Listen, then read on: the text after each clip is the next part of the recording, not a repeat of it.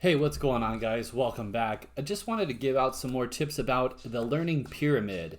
If you've not heard about the learning pyramid, it's super fascinating and maybe it'll help you retain some information as far as maybe a study or a test or an exam or maybe a license is coming up.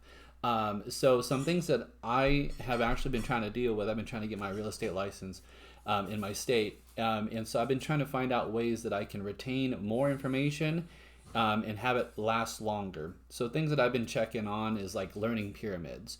So a learning pyramid is the learning pyramid, also known as the cone of learning. The pyramid of learning, or the pyramid of retention, is a category of standard learning models and representation of differing degrees of retention produced by different types of learning. What type of learnings can you do? I mean, besides just reading. A lot of my content for my licensing as a real estate agent has been just reading. There has been no audios, there has been no videos. I know that there are some programs and schools out there that do have audios and videos.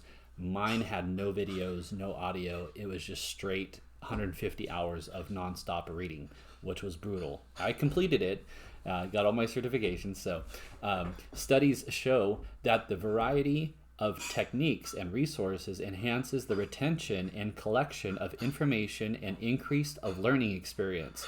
The learning pyramid, often referred to by the National Training Laboratory as the cone of learning, shows that most students only retain about 10% of what they read in their textbooks, but preserve almost 90% of what they learn from educating others.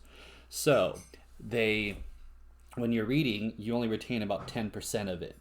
When you're actually reading and then showing other people on how to do what the text says, you're able to retain 90% of that, which is phenomenal. I mean, that is really the best way to learn.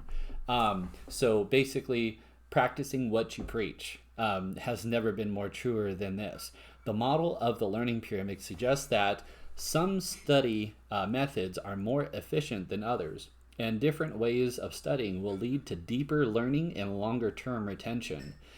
On average, the study that was done by Harvard Institute had actually found that lecture, 5% was retained through lecture. So somebody talking and then just sitting there going, yeah, okay, yeah. So just listening. Reading, they were able to read what they were studying, came to 10% retention. Now, audio and visual, so being able to read and follow along with somebody speaking, they were able to retain 20%. Demonstration, this is how this is done, somebody showing the student, they were able to retain 30%. Discussion, back and forth, this is why, this is why, this is why, right? Discussion would be 50% retention. Practicing by doing, okay, so basically practicing what you preach, 75% retention. And then teaching others, being able to know what you're doing, know what you're talking about, and then being able to show other people how to do what you've been taught how to do. The person that's doing the training is able to retain 90% of it. So fake it till you make it, I mean, probably isn't such a bad idea in this case, because you're able to retain 90% of it, which then in return in the long run makes you more better at understanding and learning it. So that could definitely be of value. So if there's certain types of issues that you're maybe struggling with, just practicing what you preach.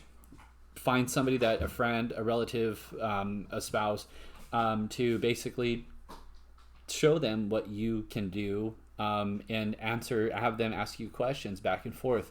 Create a conversation piece about, even if they don't know what you're talking about and have no interest, just tell them, sit down, here's a cup of coffee or here's some tea or whatever, and have them ask you questions, and then you fire back with answers, because you're going to retain more of that and prepare you better for your test, exam, license, or whatever. Now, this goes all the way from, first grade to adults, obviously. It's just a better way of retaining. And in conclusion to this, the success of every learning approach divided by the learning pyramid would often be affected by your particular learning style. Some students better remember knowledge through visual learning, while others are oral learners. To optimize the efficacy of your research, explore your preferred style. Also, note that the key here is to improve the way you think. Don't presume that lectures are the least efficient research method to retain knowledge. Because the learning pyramid implies that studies are not relevant, reading are also quite essential.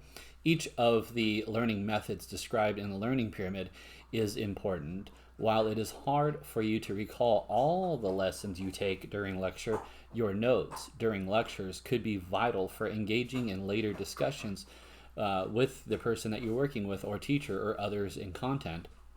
Differentiate the method of analysis and rely on techniques and approaches to achieve the best outcome. So, if this has been helpful for you, please go ahead and share, subscribe, and follow. Thanks for watching, and until next time, have a great day.